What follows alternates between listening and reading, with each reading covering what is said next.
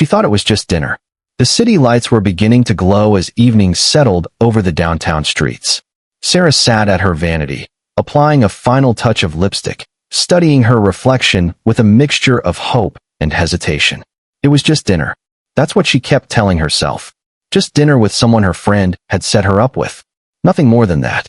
She had been resistant at first. It had been 3 years since her last serious relationship, and the thought of dating again felt like stepping into unfamiliar territory.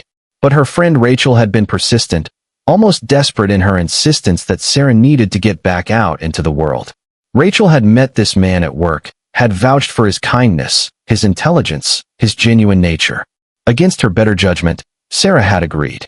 Now, sitting in her apartment with the fabric of her cream-colored blouse soft against her skin, Sarah wondered if she was making a mistake. She had chosen carefully what to wear. Nothing too formal, nothing too casual. She wanted to seem approachable but put together. Professional but warm. It was harder than she expected, this business of presenting yourself to a stranger. The restaurant was called Luminoso, an upscale Italian place that had recently opened downtown. Rachel had suggested it, mentioning that the ambience was romantic but not intimidating. When Sarah pulled up to the entrance, she saw the warm glow spilling from the windows, the careful landscaping, the promise of something elegant but comfortable. The maitre d' greeted her with a practiced smile and led her to a table by the window. As she settled into her seat, she noticed the small candle flickering in the center of the table, the way the evening light caught the edges of the crystal glasses. Everything felt thoughtfully arranged, as if the restaurant itself was conspiring to make this evening feel special. She was reaching for her water glass when she heard his voice. "Sarah?" She looked up, and there he was. Tall, dark-haired, with a careful smile and kind eyes. He wore a dark blue suit and carried himself with quiet confidence. He extended his hand, and she shook it, noticing how warm and steady his grip was. "Michael," he said, "it's really nice to meet you." "You too," Sarah replied, meaning it. There was something immediately comfortable about him. He pulled out the chair across from her and sat down, and for a moment, they both seemed to take a breath. The first few minutes unfolded as first dates typically do. They exchanged the standard questions. "What do you do for work? Where are you from? How long have you lived in the city?" Michael answered each question with thoughtful consideration, asking follow-up questions that suggested he was genuinely interested in what she had to say. He worked in architecture. He had moved to the city 6 years ago. He had grown up 2 states away, in a town that sounded small and peaceful. As the waiter brought their drinks and took their orders, Sarah found herself relaxing. Michael was funny in a gentle way, making quiet observations about the restaurant and the other diners that were kind rather than cutting. He didn't dominate the conversation, but neither did he allow it to lag. He seemed, she thought, like exactly the kind of person Rachel had described. It wasn't until they had finished their appetizers that something shifted. Michael set down his fork and looked at her, really looked at her, in a way that was different from the casual attention he had been paying her all evening. His expression changed. It became thoughtful, almost searching. He blinked, and then blinked again, as if he were seeing something that didn't quite make sense. "This is going to sound strange," he said slowly. "But do we know each other? Have we met before?" Sarah felt her stomach tighten. This was the moment she had been dreading without quite admitting it to herself. She set down her own fork and gave herself a moment to think. "Maybe," she said carefully. "I've lived here for a while." "No," Michael said. He wasn't asking anymore. He was remembering. It was longer ago than that. It was at university, wasn't it? 8 years ago. She nodded slowly. There was no point in pretending. "I was trying to place it all evening," he continued. "There's something about your voice, the way you tilt your head when you listen. And then just now, you did this thing with your napkin, and suddenly I just knew." He paused, studying her face. "You were in my English literature class. Professor Morrison's class. You sat in the 3rd row by the window." "You remember where I sat," Sarah said. It was not a question. "I remember a lot about that class," Michael said quietly. "I remember that you always had something thoughtful to say.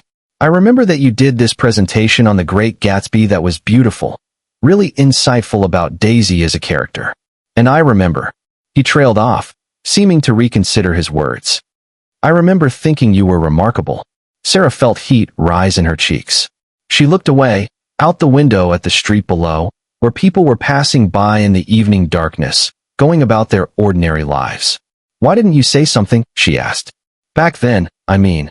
Because, Michael said, his voice becoming even quieter, I was scared. I was a different person then. Less confident.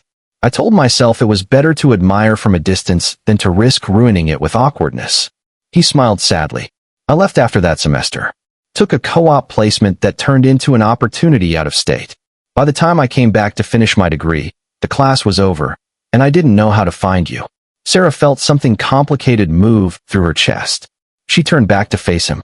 I dropped out, she said. After that year, my mother got sick, and I needed to help take care of her.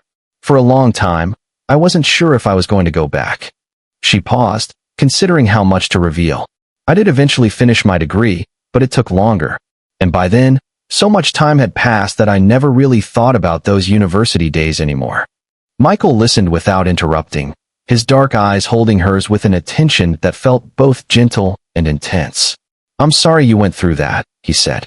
Losing time. Missing out. It wasn't all loss, Sarah said, surprising herself with the truth of it. I learned a lot. I grew up faster than I might have otherwise. And my mother, before she passed, we had time together that I wouldn't have had. The mention of her mother's passing hung in the space between them. Michael reached across the table, not quite taking her hand, but leaving his palm open, an invitation. I'm glad, he said, that I didn't know all that back then. Because if I had, I might have tried to save you from it. And that wasn't my place. But I'm also. He seemed to search for the right words.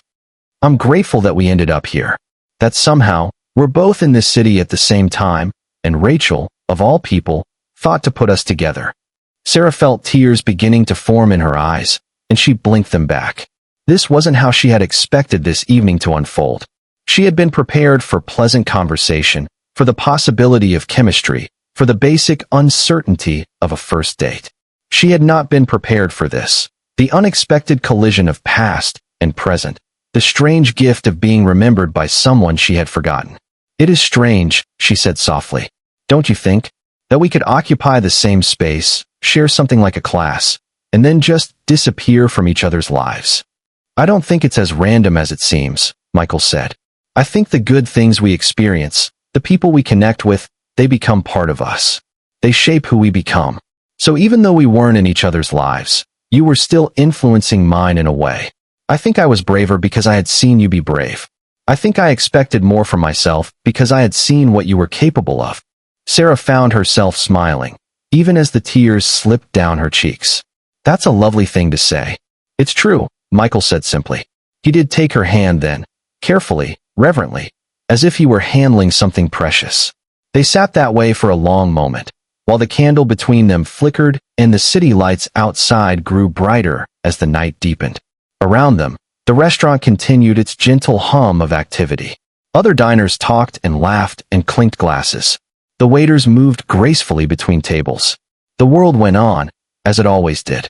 When Michael finally released her hand, it was to signal for the waiter to bring the main course. They had barely touched their appetizers, but neither of them suggested leaving. There was more to say. There was, Sarah realized, much more to discover. As they ate, they talked about the years that had passed. Michael told her about his work in architecture, about the buildings he had designed, and the ones he hoped to design. Sarah told him about her job in nonprofit work, about the focus on education and community development, about why it mattered to her. She found herself telling him things she hadn't expected to share on a first date, about her mother's illness, about taking care of her, about the quiet contentment she had found in that caregiving, even as it was devastating. Michael listened with the kind of attention that suggested he truly heard her, not just with his ears, but with something deeper. You know what I remember most about that class? Michael said as they waited for dessert. You wrote this paper on existentialism. The professor put a note on it saying it was one of the best papers he'd received in years. You should have been proud. But I remember you seemed kind of frustrated about it. Like you wanted to push your thinking further. I remember that paper, Sarah said. She was astonished that he did. I was frustrated. I felt like I was just scratching the surface of what I wanted to say. Did you ever finish exploring that idea? Michael asked. After everything, after all the years? Sarah thought about this. She thought about the person she had become, the complications and struggles and unexpected joys of her life. I think, she said slowly, that I've been living the answer to that paper. I've been figuring out what it means to exist meaningfully, to have responsibility to the people you love, to choose how you spend your brief time on Earth. I don't think I would have understood it in the abstract anymore. I had to live it. Michael smiled, and it was a smile of such warmth and recognition that Sarah felt seen in a way she hadn't in a very long time. When the evening finally ended, Michael walked her to her car. The night was cool and clear, with stars visible even in the city sky. He didn't kiss her. Instead, he held her face gently in his hands and looked at her for a long moment. "Thank you," he said, "for letting me know you. Again, for the first time." Sarah leaned forward and rested her forehead against his, breathing in the warmth of him. "Thank you for remembering," she whispered. As she drove home through the sleeping city, Sarah thought about time and chance, about the way lives could touch and then separate, only to come back together years later. She thought about the girl she had been, sitting in that literature class, and the woman she had become. She thought about Michael and his quiet certainty that some connections transcend the years and the distance. It was just dinner, she had told herself at the beginning of the evening. But as she pulled into her driveway, she knew it was something more. It was a beginning. It was an ending. It was the strange and beautiful collision of then and now, of past and present, of two people finally finding their way back to each other. Outside her window, the stars continued their ancient light, indifferent and eternal. And Sarah smiled and allowed herself to hope.